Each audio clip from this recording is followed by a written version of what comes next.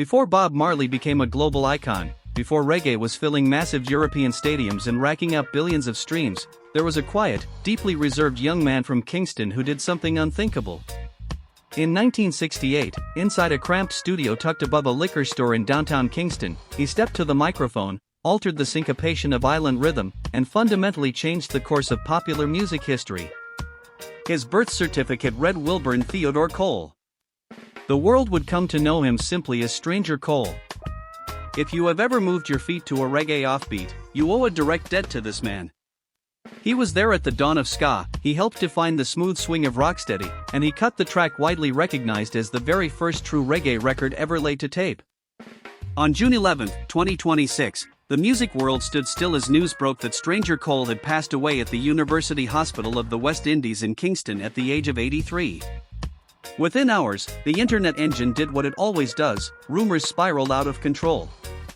Viral threads alleged foul play, hidden illnesses, and secretive disputes over decades of unpaid master royalties. Today, we set the record straight. Official medical documentation and statements from his immediate family confirmed a peaceful passing surrounded by loved ones following short-term, age-related health complications. Stranger Cole didn't leave behind a shady conspiracy, he left behind an untouchable cultural legacy. To understand how a shy youth built that empire, we have to travel back to where the dirt roads meet the sound systems. Born on June 26, 1942, Wilburn Theodore Cole entered a Kingston that was undergoing massive social tension and musical evolution. Raised in Trenchtown, a neighborhood that was equal parts economic struggle and creative incubator, young Wilburn was surrounded by music from his first breath. So where did the iconic name Stranger actually come from? It wasn't a polished stage alias invented by a record label marketing team. When Wilburn was born, his family gathered around his cradle and noticed something surprising. The newborn shared no obvious physical features with his mother, his father, or any known branch of the family tree.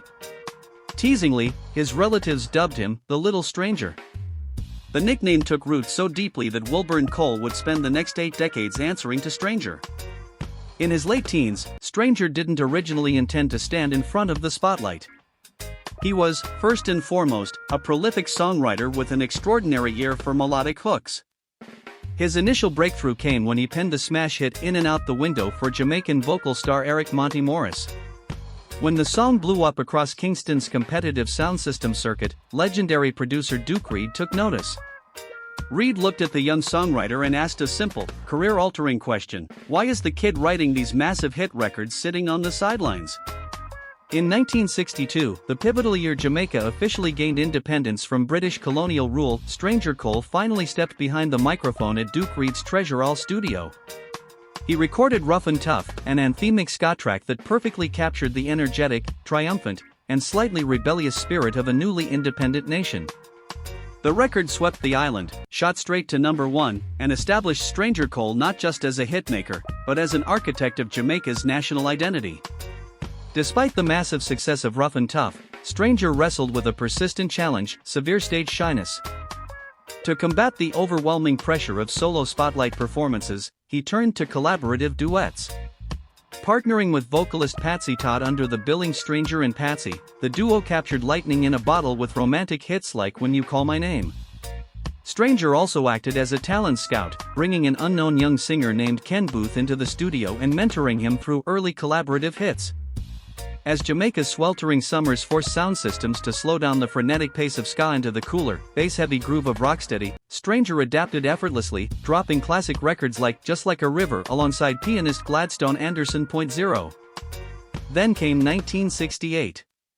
Inside the studio with producer Bunny Lee, saxophonist Lester Sterling, and keyboard maestro Lloyd Chalmers, Stranger Cole wrote and vocalized a song titled Bangarang.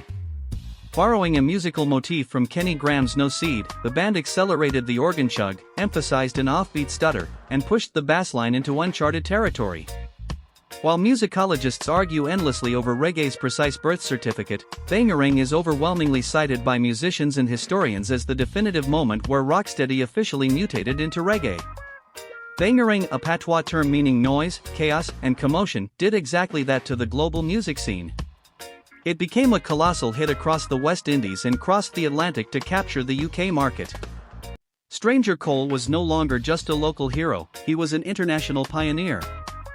Yet right at the peak of this breakthrough, Stranger made a choice that stunned his peers. He decided to pack his bags and leave Jamaica. In 1971, Stranger joined the wave of Caribbean artists migrating to England. The UK audience embraced him fiercely. He toured extensively across working-class neighborhoods where West Indian immigrants and young British music fans united around the raw energy of Jamaican music. But while British venues offered packed crowds, Stranger was seeking long-term stability. In 1973, Stranger made a permanent move to Toronto, Canada.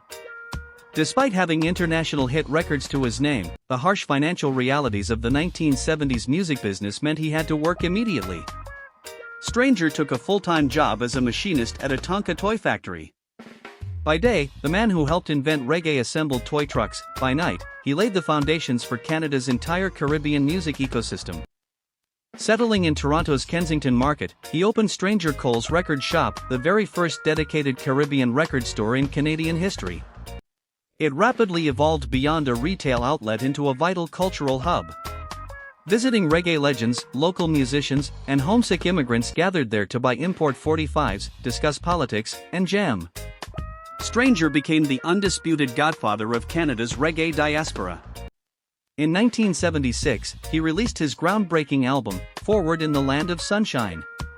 Recorded in North America, the project proved that reggae was no longer confined to tropical shores, it had taken deep root in northern climates. Stranger Cole had transformed Toronto into a global capital for island sound. Beyond his discography, Stranger's legacy was built into his family. Music was a lineage. His son, Wilburn Theodore Cole, grew into one of the most celebrated drummers in reggae history, providing the backbone for world tours with Ziggy Marley and Muta Baruka. Later in life, Stranger collaborated closely with his younger son, producer Marcus Cole, known professionally as Xritoshisan, combining 1960s analog vocal stylings with modern digital production. Stranger's life trajectory spanned continents, but he remained deeply grounded. He never chased Hollywood materialism, he lived a humble, community-centered life. He eventually returned home to Kingston, spent his time mentoring younger generations of artists, and frequented local sound system dances well into his 70s and 80s. When discussing legendary artists, the question of wealth always surfaces. What was Stranger Cole worth? Like many 1960s Jamaican pioneers, Stranger operated under an exploitative system.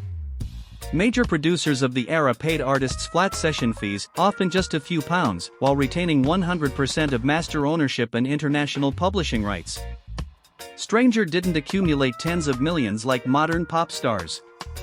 However, through relentless international touring across Europe, Japan, and North America, paired with his Toronto business ventures and later royalty recoveries, his net worth at the time of his passing in 2026 was estimated between $2.5 million.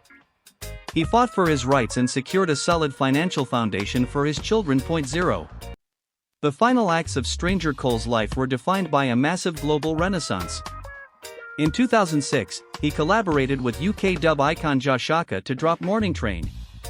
In 2009, he stole the show in the acclaimed documentary Rocksteady, The Roots of Reggae. Audiences worldwide were reminded that Stranger Cole was an absolute force on stage, delivering high-energy performances far into his twilight years. Honors followed reverence.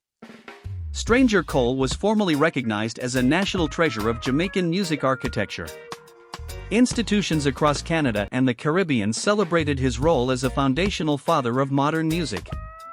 To historians and fans alike, he was a living pillar of 20th-century culture. When you look at the life of Wilburn Stranger Cole, you see a journey that defied every boundary. A shy kid from Trenchtown who took an offhand family nickname and turned it into an immortal legacy. A lyricist who penned anthems of independence, a mentor who shared the mic, and an innovator who shifted the rhythm of the world. He leaves behind an unbeatable body of work, a family of musical royalty, and a world that will forever dance to his beat. Rest in power, Stranger Cole. Your music made a bangarang around the globe, and the rhythm will never stop. Which Stranger Cole track is your personal favorite? Let us know in the comments below. If you found value in this deep dive into reggae history, hit that like button, subscribe, and turn on notifications for more stories on the architects of modern music. Until next time, keep the music playing.